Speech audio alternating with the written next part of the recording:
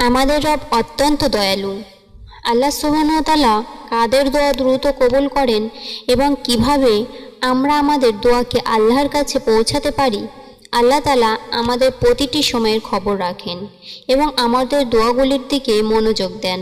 যখন আমরা চারিদিক থেকে নিরাশা হয়ে যাই, তখন মনে হয় বুঝি আমাদের কোনো দিকে কোনো আশা নেই। মনে রাখবেন, মানুষ যদি তোমাকে নিরাশা করে তো কি হয়েছে, তোমার রব তো আছে।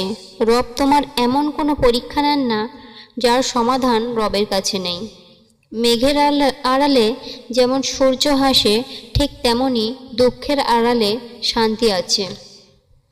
মুমিন ব্যক্তি কখনো ধৈর্য হারায় না। যখন সে ভালো কিছু পায় তখন সে তার রবের শুকরিয়া আদায় করে, আর যখন তার খারাপ সময় আসে তখন সে ধৈর্য ধারণ করে। দোয়া হলো সবচেয়ে বড় সমাধান।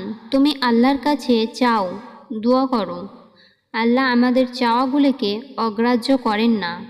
আমাদের জীবন জীবিকার সব খবর তিনি রাখেন। তুমি শুধু মনে প্রাণে তাকে ভরসা করো, তাহলে কোনো সমস্যাই তোমার মনকে ভারাক্রান্ত করতে পারবে না। জীবনে চলতে গেলে এই দুনিয়ার কত বাধা, কত দুঃখ আসবে, তাই বলে তোমার জীবন থেমে থাকবে না, আর তুমিও থেমে যেও না।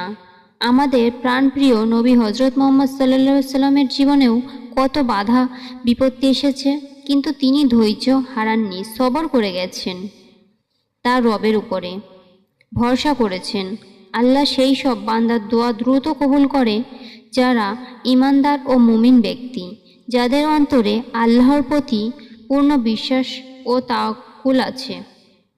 আর আল্লাহ সেই দোয়া কবুল করেন যেটা আন্তরিকভাবে চাওয়া হয়। যদি ভিডিওটি ভালো লাগে তো সাবস্ক্রাইব করবেন, লাইক করবেন, পাশে থাকবেন, নতুন নতুন ভিডিও পেতে সাপোর্ট করবেন।